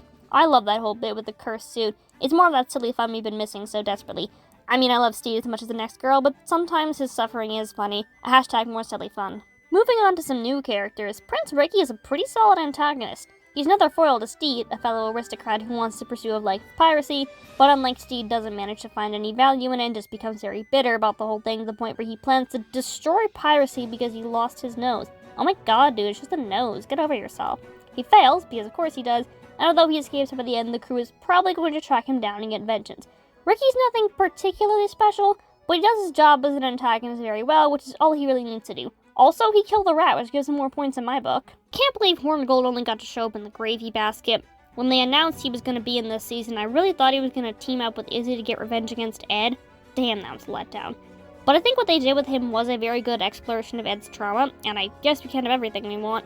I really love the scenes in the gravy basket, by the way. I love Mermaid Stede so much. Also, thank you for that mental image of the crab incident with Felix. Jesus Christ, what is this, a Saw movie?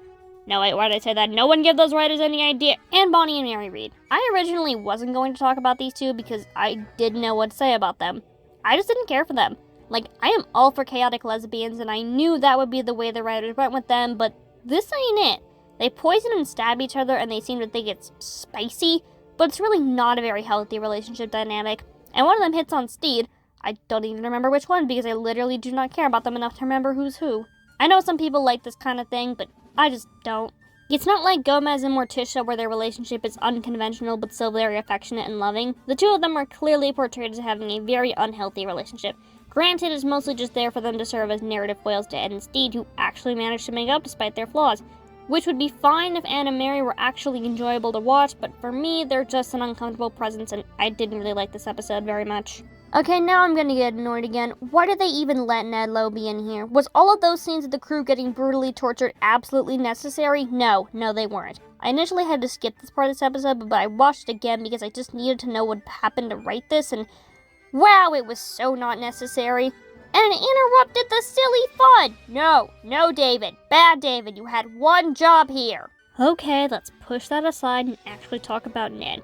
Ned is definitely an interesting character. Seeing how Ed was trying to break his record for raids, a lot of people have come to the conclusion that this was him deliberately baiting Ned into coming to kill him, showing how he was passively suicidal for the first few episodes, which works. Unfortunately, Ed doesn't really want to die anymore, so he's kind of starting to regret that decision. Then Stede makes Ned walk the plank, and that's it. Ned's primary role is to show how Stede is becoming more willing to use violence to save his crew, which for some reason is a problem, and Ned doesn't want him to kill Ned, which... Look, there's a difference between learning to better express your feelings and having to resort to violence, and becoming so passive that you refuse to take down someone who actually deserves it. but we've already beaten that topic to death at this point. Really, that's less of a critique of Ned and more of Ed and Steve, but it's still bad regardless. At least we got Hellcat and Maggie out of this episode, which is great. I love Hellcat and Maggie so much. I love how she and Steve just become besties for no good reason. She's such a sweetheart, and I really hope she gets to be happy. Mary and the rest of Stede's family are no longer present, which is fine. As I said earlier, I love that Stede has moved on and put that part of his life behind him, and I love that Mary is happy now too. Although I do wish we could see more of Evelyn Higgins, but I get that she's just a bit character at the end of the day. Not everyone can get a lot of screen time. And on a final note, Frenchie becoming captain at the end was a decision. I mean, there are plenty of other people who I argue were far more qualified for the role, like Spanish Jackie, who runs a whole business, Olu, who they wanted to be captain when they were planning on mutinying Izzy, or Zhang, the actual pirate captain. Well, you know, maybe Zhang wants a break from captaining, which is fair, and I do think Frenchie would make a good captain. I'm just surprised they didn't go with someone else, but ultimately, far worse decisions could have been made.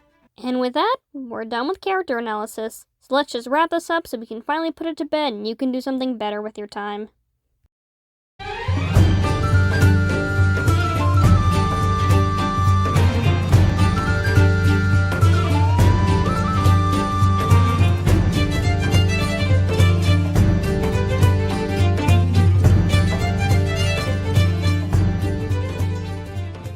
You know, I wasn't really sure what to say in this conclusion. I struggled for a while to tie all of my thoughts together in a way that was somewhat coherent. Not like any of this has been coherent, but whatever. But I ultimately decided that the best thing to do here is to talk directly to the people who like this season. And I'll be honest with you, I get it.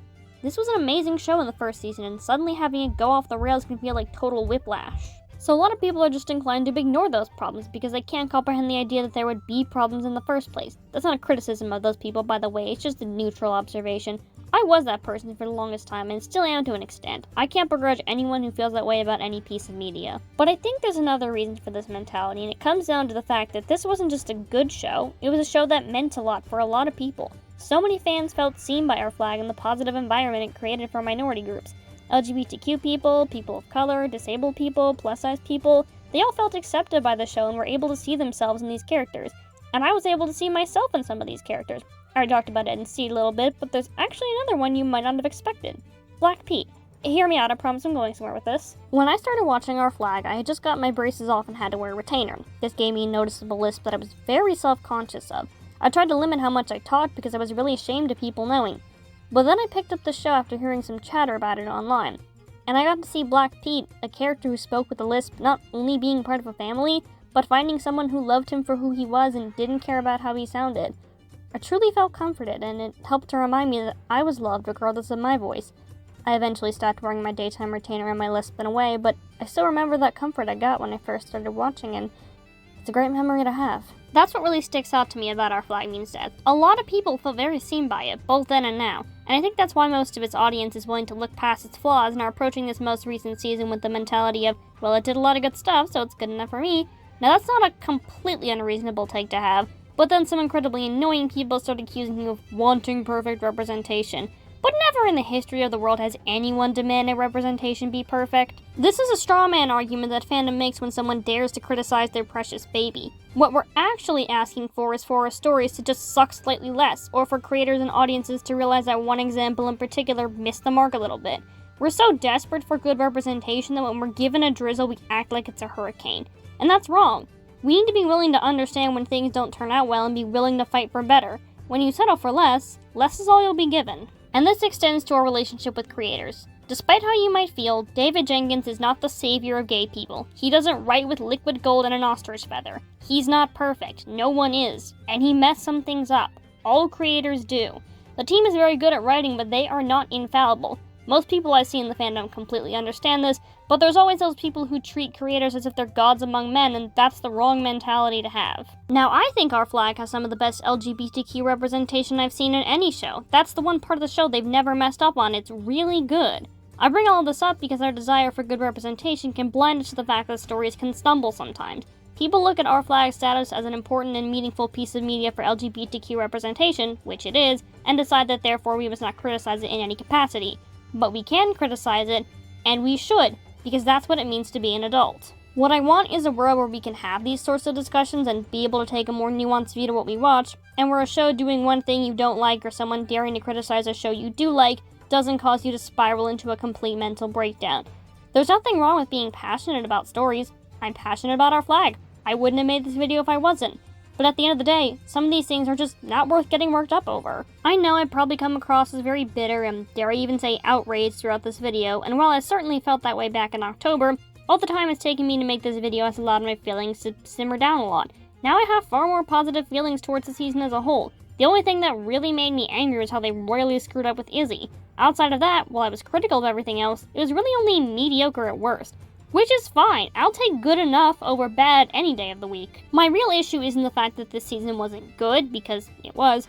My issue is season 1 was excellent. It was damn near perfect. These writers can craft some amazing stories, they've proven that to us. But during season 2, they gave us far less than what they're capable of. There was a reason I specifically called this season disappointing as opposed to bad. Because you've proven you can give me better than this, so when you don't, I'm gonna be disappointed. Your grade went from an A+ to a B-, so while you still did a good job, I know you can do better, and you should have been able to. Look, there are plenty of bad TV shows. I've seen shows whose premise was practically begging them to turn into hot garbage or who were doomed from the start due to creator incompetence. But I've also seen plenty of shows that started off really good and then just went completely down the drain because the creator was just incapable of reining in their worst habits. And I think that's really what happened here. If our flag had been a mediocre show from the beginning, then I assure you I would not be making this video. I really feel this season would have been a lot better if David Jenkins and co were able to just think things through a little more and really consider the implications of what they had planned and were willing to kill their darlings if they had to. That, or it could very well have been the budget cuts. Yep, finally time to talk about that part of the equation. I found this great article from Pink News talking about the show's cancellation and budget cuts, and they explained that HBO cut down the show's budget by 40%? Wow, that is insane. This also came with the revelation that David Jenkins wanted 3 seasons, but due to the show's cancellation, he didn't get him. HBO also trimmed the second season down from 10 episodes to 8. Now, I am very aware of the fact that corporate overloads have a habit of screwing over and ultimately canceling LGBTQ-centric shows, and with the official cancellation of a 3rd season, there was definitely precedent for this being the motive considering how popular the show was. This is the main question that this article poses. But the thing is, this can't be the only source of our flag's issues. See, this article also reveals that story outlines for a 3rd season had been commissioned already and more prep had been happening. So in the minds of the crew, there was going to be a 3rd season and they were going to have more time to tell their story. They were the ones who decided to write this story the way they did, and that was why their ratings suffered. Let's focus on Izzy, since he's made up the crux of my arguments. I posited earlier that all 3 seasons were needed for this character's arc to be fully realized, and the writers were under the impression that they would have another season to tell his story. So why didn't they write Izzy like they had the time they thought they would? My working theory is when season 2 got turned down, everyone saw the writing on the wall and decided to wrap up the story as quickly as possible, while leaving just enough of the plot open-ended in case they got renewed. Which makes sense, but if they really needed to wrap up things that quickly, they should have been able to decide on what to cut in order to have the story actually make sense, even if that means cutting something they really wanted to do. I am sympathetic to the writers on this. When you're told you'll have less time to tell your story than you expected, it definitely sucks. But the thing about being a writer is that you have to work around that. If you didn't have time to go a certain way with these characters, then you scrap that idea and do something else. Yeah, it would be nice if you could do what you wanted, but if you can't, you have to be able to come up with a new idea. And if you can't, well, I'm sorry, but I think you might need to find a new job. The truth is that budget cuts are only so much of an excuse. A lot of these story ideas were just not good to begin with. Izzy's bad redemption arc, the effect it had on Ed and Stede's characters, the sidelining of everyone else, the story itself is the real flaw here. No amount of money in the world would have fixed the show's writing, or make the fans stop being nutjobs. David Jenkins could have chosen not to do this. He could have chosen not to give Izzy a redemption arc. He could have chosen to give Jim and Olu better partners. He could have chosen to do something different, but he didn't. This is what he thought would be best, and now he gets to live with the results of that decision. It doesn't take money. It takes being willing to put in the effort to seriously think about the implications of your work before you send it out into the world. The fact is, we live in a world where fandom can't seem to accept the fact that creators and their stories are flawed, and some people will refuse to let go of their favorite shows. And I understand why people think that. Again, I'm autistic, so hyperfixating on certain pieces of media is literally my thing. I always get super into something for a while, and it's very rare that I move away from something completely, more so that I just focus on it less in favor of something else. But I will always be critical of the media I consume. You can consume whatever kind of story you want, but if you think you can get away with not being exposed to criticism of it, you can't. It's just not possible. Part of being a productive member of society is dealing with the fact that criticism is just a part of life. And that doesn't have to be a bad thing. If you engage with media criticism in good faith like I have, you can learn a lot from it. Life is all about learning after all. It's the one thing you never get to stop doing.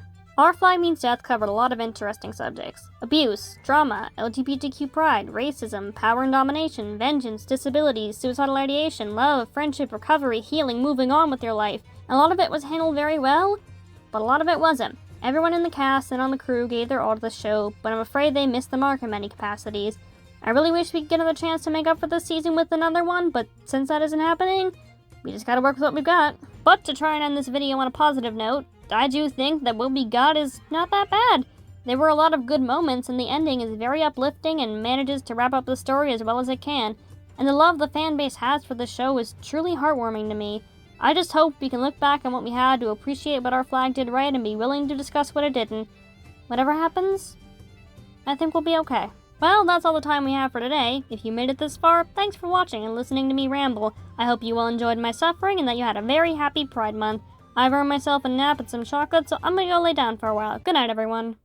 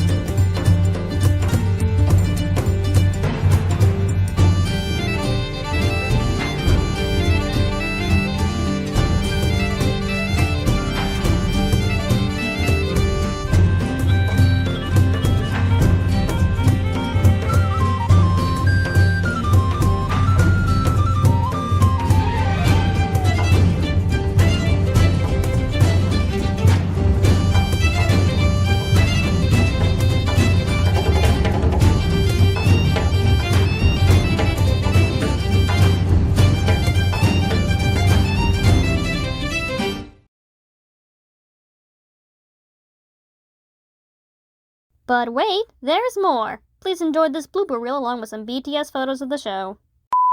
Fun fact, this script was originally to put... Nope, that is not good. We are not going to put that one in the video. Fun fact, this script was originally... I need to slow down. I need to slow down. This all seems very sudden, especially since y'all were this close to mutinying him back in... Mutinying. I gotta redo that one. Recall that in episode 10 of season 1, I was right. Why did I stop?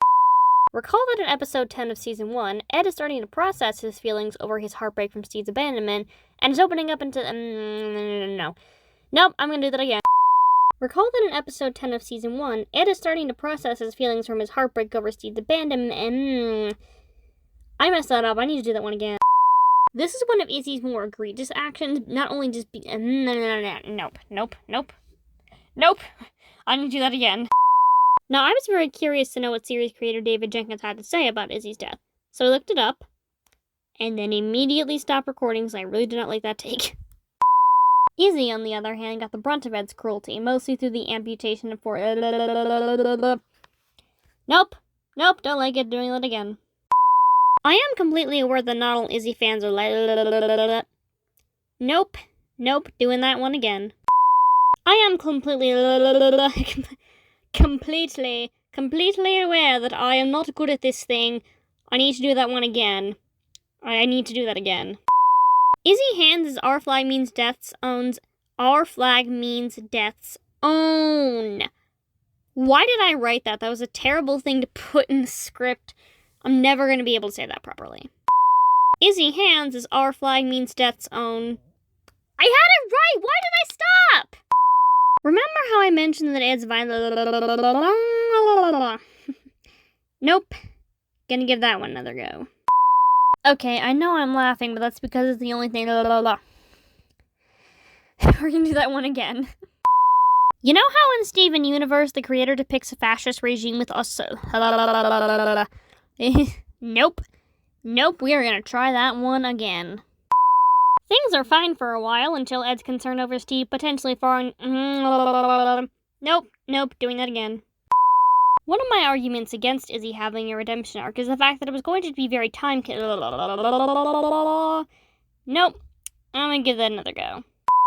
Effectively, what we have here is one trauma survivor telling another trauma survivor that he's wrong for reacting violently when again. Doing that one again.